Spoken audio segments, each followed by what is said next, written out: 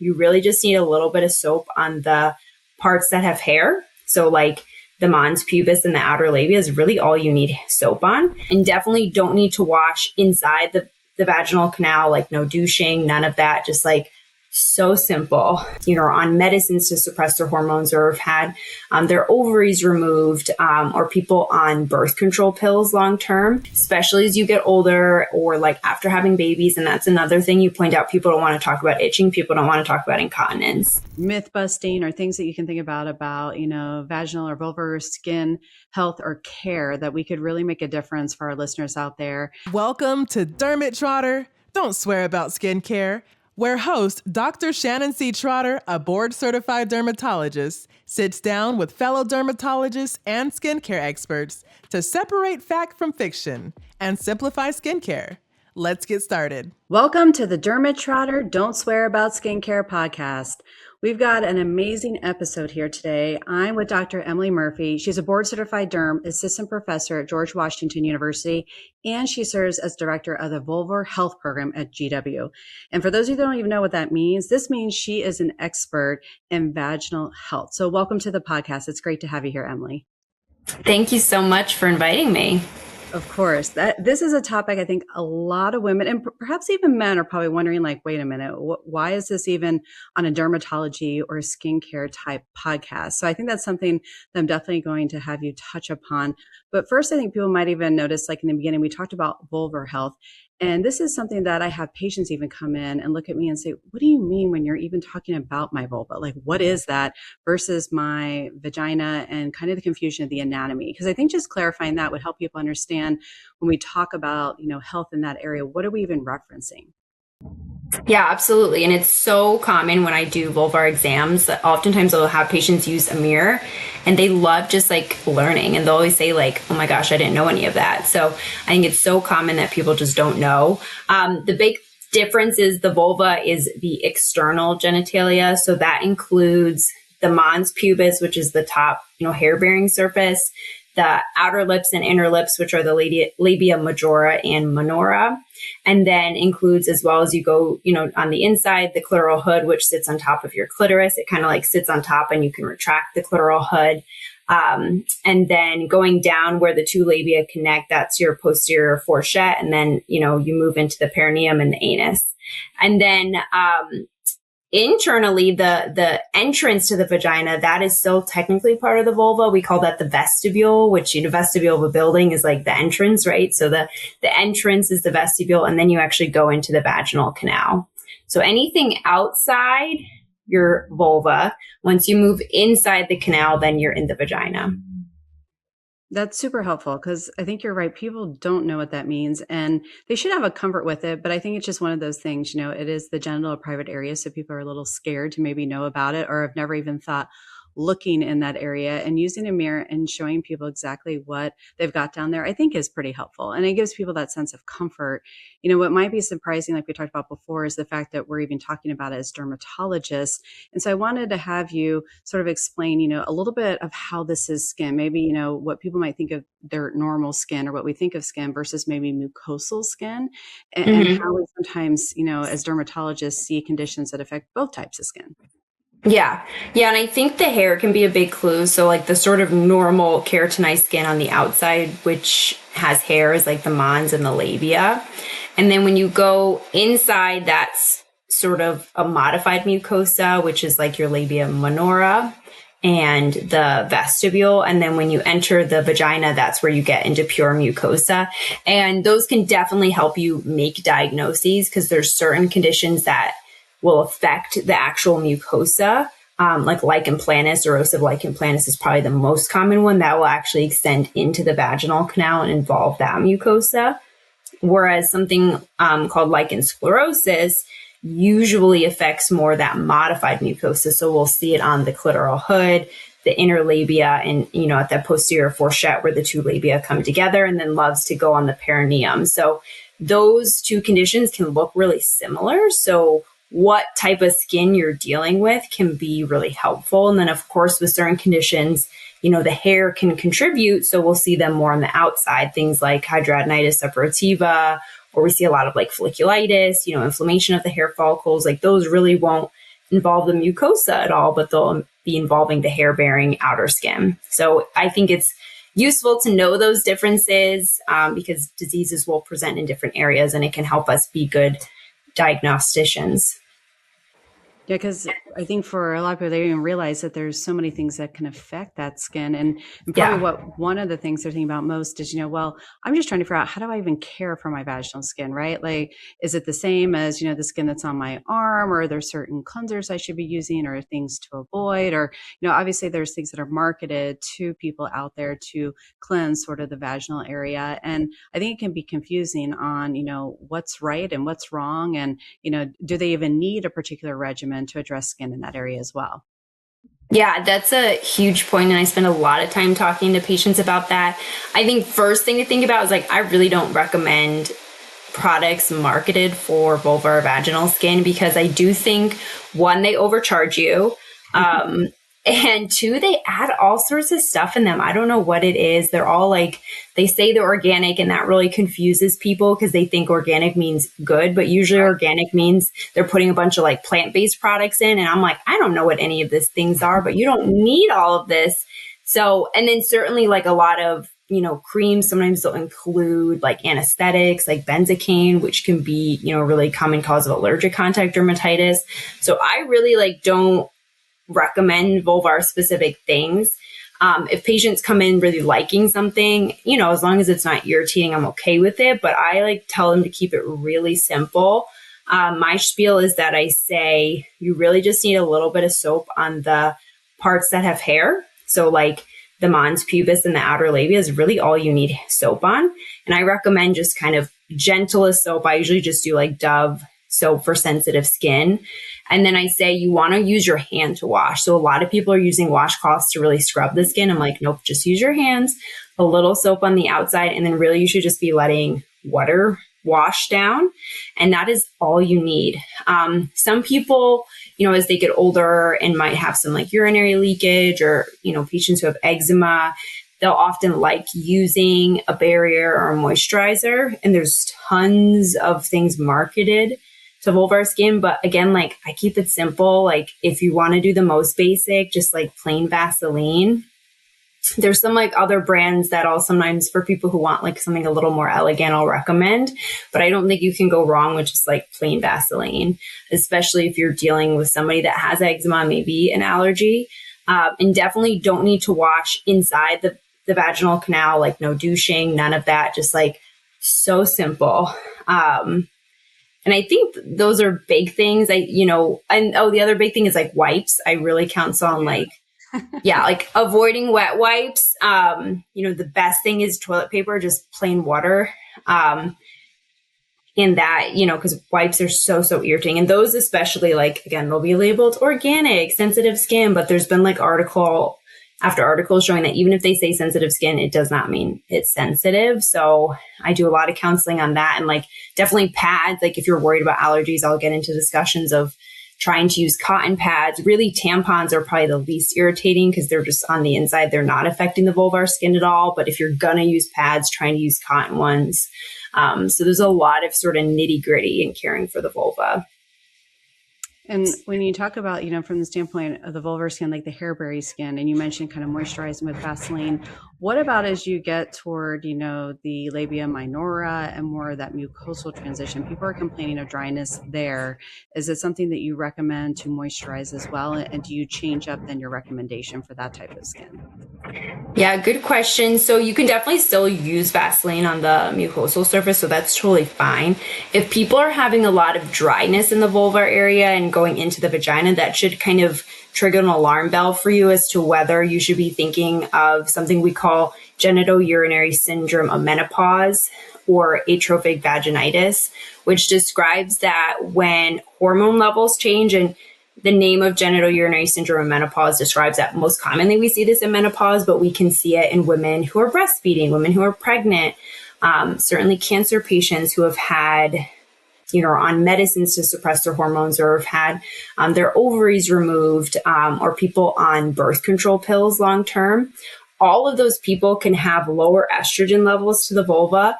And so that can make the skin really dry and kind of pale. And, you lose that normal kind of like rugated kind of like wavy surface of the inner labia, and it just becomes really flat. So in those cases, the best moisturizer is actually giving back estrogen. So you can prescribe and certainly ask your doctors about local estrogen. The generic form is just called estradiol cream. It is really cheap, and basically you can use that inside the vagina as well as on like that vestibule that we talked about, which is the entrance to the vagina, and that can just kind of plump everything up and moisturize. So that's what I usually recommend if people have dryness inside the vulva. I'll usually try estrogen cream.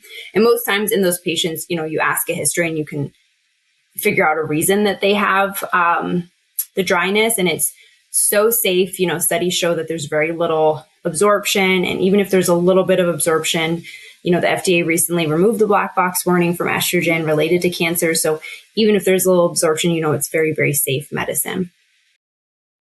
And if people are experiencing dryness, like we were talking about, along with it might come a little bit of itching. So I think that's something people are afraid to maybe ask about. And I know that can really, open a can of worms of the possibilities as to why they could itch. But what are some of the things, if somebody comes in and says, I'm just itching like the dickens down there, can you help me? What do I need to do? Yeah. I think for my itchy patients, like the first thing I do is go through their routine, because I would say like one of the most common causes is just like washing way too much, like really scrubbing the vulva, which can trigger a lot of like eczema. We call that irritant contact dermatitis. So, I'll go through their routine and make sure I'm eliminating, any kind of products, harsh soaps. People love dial soap in the vulva. Like, I don't know what it is. They have marketed that people think they need antibacterial soap. You don't. So a lot of like dial soap, a lot of, like I said, harsh scrubbing with a washcloth. So I'll go through washing routine a lot because that's a huge thing. And there's other forms of eczema that can happen in the vulvar area. So, back to irritant contact dermatitis, I would say urine is another big thing to think about. So especially as you get older or like after having babies, and that's another thing you point out, people don't want to talk about itching. People don't want to talk about incontinence. So I take a really good urine history as well. And we're dermatologists, not that I'm going to be able to solve it, but we can talk to them about like what pads to use, about using barrier creams, and we could refer them to our colleagues, your gynecologists who can kind of expertly address the urinary incontinence. And related to estrogen, giving back estrogen helps with a lot of incontinence. So if you have a patient with incontinence, you might as well start some local estrogen because that can help a lot too. So that's like irritant contact dermatitis. You will run into some patients with allergic contact dermatitis. So again, a history about, are they using benzocaine there? Are they using Neosporin, which is a huge cause? Are they, what topicals are they putting on? Like, could you be concerned for like a preservative allergy? Like, again, nitty gritty about what they're using. And then some patients really just have eczema of the vulva. I think we're taught in medical school and residency, like, oh, eczema doesn't happen in the vulva because it's an occluded area that's well moisturized. But like, I see it all the time. Usually they'll have itching that kind of turns into some localized lichen simplex chronicus where the skin gets really thick. So those are probably the most common things. And then certainly like, if you're having itching, do see your doctor because there are, more rare conditions, like I mentioned, like in sclerosus earlier, that can cause a lot of itching. So you definitely don't want to ignore it because one, it can be a sign of an underlying disease, and two, we can do things to help. And I think that can make people just feel reassured because it is something I know that can be embarrassing that people don't want to talk about or bring up. But to know as dermatologists, we're a good starting point because that is skin. And of course, we're the experts in skin and we can always help them get where they need to go. Like you mentioned, I have a lot of patients that come in and they'll simply just ask me about, and they've been brave enough to take a mirror and look in the vaginal area or the vulvar area. And they're looking around and they're just like, gosh, it just looks weird. There's a lot of hyperpigmentation, or I've noticed these little purple bumps down there, or, I've seen other skin lesions down there. I was going to have you just walk us through some of the more common things that people might ask you about that are normal, in vaginal skin in that area, in the vulvar area, versus also some things that might be alarming too. Yes. Yeah. Good point. I think a lot of people look for the first time and they're like, wait, what is going on? So sometimes like my visits are easy. I'm like, nope, this is normal. Totally fine. So yeah, I think in terms of hyperpigmentation, the vulvar skin in a lot of people is just dark and that's okay. Especially in skin and color patients, but even in, lighter skin patients, it can still be dark and that's normal. I think the other big thing hyperpigmentation wise is there's something called like labial melanosis or vulvar melanosis where, they just get kind of asymmetric, really dark, like brown and even like black sometimes patches. And it can look really scary, but it's just like a totally normal thing. So that's hyperpigmentation. Certainly you can get vulvar moles and they can look really funny. So that's where watching yourself with a mirror is really important and doing like your routine skin checks. Like we talk about, doing monthly self skin checks. Really that should include looking with the mirror too, because you can then monitor your mole. Other things I think people don't realize is I get a lot of complaints about, oh, my vulva is really red. The vulva has a ton of blood flow. And so redness is really normal. Like it just means that it's getting blood flow. And that can change a lot with like gravity, with activity, just depending on how you're sitting. So that's really, really normal. So if you have a patient who's super itchy or is having pain even, and all you're seeing is like a little bit of erythema, that's probably normal. And so it might not be a skin problem. It might be like a deeper muscle problem with the pelvic floor muscles, or it might be a nerve problem. So I think redness to me, I'm like, nope, redness is good. That's fine. That's just your blood flow.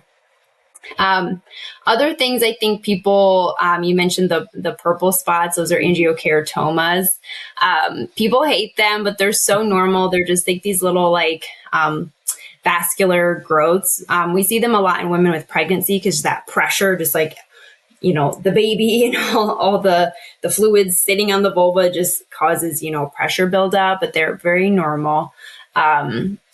We see a lot of vulvar cysts, again, people don't like them. They're normal and absolutely, your dermatologist or your OBGYN can remove those for you if you don't like them.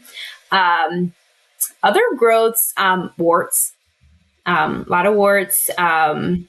So, in those cases, I always discuss, the HPV vaccine. I discuss if they're up to date on cervical cancer screenings. I think those are really important. And then, just like we treat warts elsewhere, we can treat them in the vulvar area. I think those are big, kind of benign. Oh, the other thing would be like Fordyce spots. Like a lot of people will, when they do look, they notice like, oh my gosh, what are all these like small white dots on the labia? Like it'll be on the inner labia, the small lips, labia minora. Like those are your normal oil glands. So common, like leave them alone. They're absolutely fine. I think you give people probably a lot of reassurance out there. They're probably wondering what these spots are. Because again, I think that fear of like going in and being told that something's scary or dangerous holds people back. But just giving some reassurance that that skin is unique like anywhere else. And so it's prone to have a lot of just normal things that aren't really concerning can be reassuring too. Probably the one thing though in everyone's mind that, would be concerning is what about the possibility of developing skin cancer in that area? Because one, I think, patients are astonished when I tell them that I will look in that area as a part of a skin check. Like I'm always surprised. And I have several patients that will decline. They'll say, oh, my gynecologist looks there. I don't need you to check. And I said, well, we're kind of looking for different things, but, I don't pressure them obviously if they would prefer me not to look, but we're looking there because, skin cancer is a possibility, although typically not always a sun exposed site for most, although some people do choose to expose everything when they're out at the beach or maybe in the tanning bed as well. We do tend to tan nude in the tanning bed. But, can you talk to us a little bit more about skin cancer in that area, what you see and what people should look for? Yeah. And that's amazing that you do look in the vulvar area because I think that's really unique. And I think you're absolutely right that we do need some more education because a lot of people have been declined for me. Like you would think, in my vulvar clinic, people, of course, don't decline, but I do see general dermatology patients too. And a lot of times they're like, no, I'm okay, because they just don't want to take their underwear off. So I think some of that is education of, broader patients too. vulvar skin cancer is extremely rare. So should people be like worried about it on a daily basis? Like, no, it's still not very common. Like it probably is just like a few percent of like cancers that women will get, but it can happen. The most common type that we see is of the squamous cell carcinoma pathway. And the reason for that is because you can get skin cancer from the HPV virus that causes genital warts. If you have a high risk subtype, that can increase your risk of getting a skin cancer. So that's probably the most common type. And then a few chronic vulvar conditions, lichen sclerosus and lichen planus, I've mentioned them a few times. Those can increase your risk for developing squamous cell carcinoma too. So definitely, if you have a risk of war, a history of wars, if you have a history of either of those conditions, definitely a reason for higher surveillance. So for my lichen sclerosus patients and lichen planus patients, I tell them like for the rest of your life, someone's going to be looking at your vulva every 6 months to once a year. I was like, once you stop seeing your OBGYN, you have to make sure you're seeing a dermatologist still. Because I think that's what happens is when people no longer get pap smears, they stop seeing their OBGYN. But it's still so important. So that's like the most common. And then after that would be melanoma, which, is still very, very rare in the vulva area. And then you mentioned like sun-induced being less common. So next after that is basal cell cancer, which, we see them. That's the most common type on the skin, but much less common in the vulva because it is a sun-protected site. And then there's this rarer skin cancer called extramammary Paget's disease, which is probably one of the harder ones to diagnose because it looks more like a rash. Like people don't think of it as a skin cancer. It really looks more like an inflammatory rash, which is again why it's so important to see a dermatologist, because your point of we're looking at different things in OBGYN. I think that's like such a rare and expert rash that, we'd be the kind of people to diagnose it. And especially like melanomas, like our dermoscopy skills, like, we're going to have the opportunity to look at pigmented lesions in a different light than OBGYN. So I think it's so important to see your OBGYN, but also, see your dermatologist.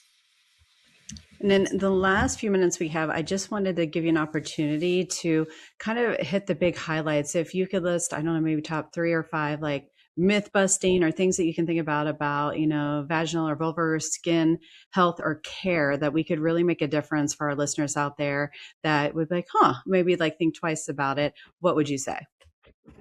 So I think we talked about this a lot, but I think most important and probably common is that like you don't need vulvar specific products. Like just use things that are gentle for the skin and don't overwash. Like get rid of your washcloths because you really just need your hand to wash. I think one thing I briefly mentioned was about your pelvic floor muscles. So I think one big myth is that you need to do like your Kegels, which, Kegels, what's that? Oh my gosh. What we're talking about is that you kind of like are contracting your pelvic floor. But a lot of times when people have vulvar pain, it's actually due to the muscles being too tight. So Kegels can actually worsen that. So we refer a lot to pelvic floor physical therapy, where you're actually working on relaxing those muscles, just like when you work. When you work out and you have a sore thigh, right? It's because the muscle's too tight. It's not that it's too loose and you need to strengthen it. So Kegels are really reserved for people who have urinary incontinence, who you're trying to kind of strengthen that tissue around the urethra. But everybody else, it pretty much makes things worse. So I think don't do your Kegels unless you are specifically told to. A lot of people out there, because I think people are Kegel obsessed. I think they are. Yeah. And then if you already have a tight pelvic floor, you're just making things worse for yourself. So definitely if you're having pain in the vulva area, like see an OBGYN, see a dermatologist, somebody that can help, and maybe pelvic floor physical therapy is a good option for you. And then I think the estrogen thing, honestly, like I think as dermatologists, we should feel very empowered to be able to prescribe local estrogen. Like, of course, I'm not talking systemic estrogen that comes with other things you need to think about, but local estrogen is very safe, very cheap. I think just learning how to prescribe that, is something that can help a lot of patients. And if you're a patient, just asking your doctor, hey, I heard about this. Would I be a good candidate? Because I'm having itching, I'm having dryness. All of that can be helpful. That's fantastic. Well, I really want to thank you for coming on the podcast today. I think, our listeners out there are really going to think of their vulvar/vaginal skincare a little bit differently and really understand the role that dermatologists can play to help them. So thanks so much for sharing your expertise today. Yes, thank you so much for having me. Of course. And stay tuned for the next episode of Derm-It Trotter, Don't Swear About Skincare. Thanks for listening to Derm-It Trotter. For more about skincare, visit dermittrotter.com. Don't forget to subscribe, leave a review, and share this podcast with anyone who needs a little skincare sanity. Until next time, stay skin smart.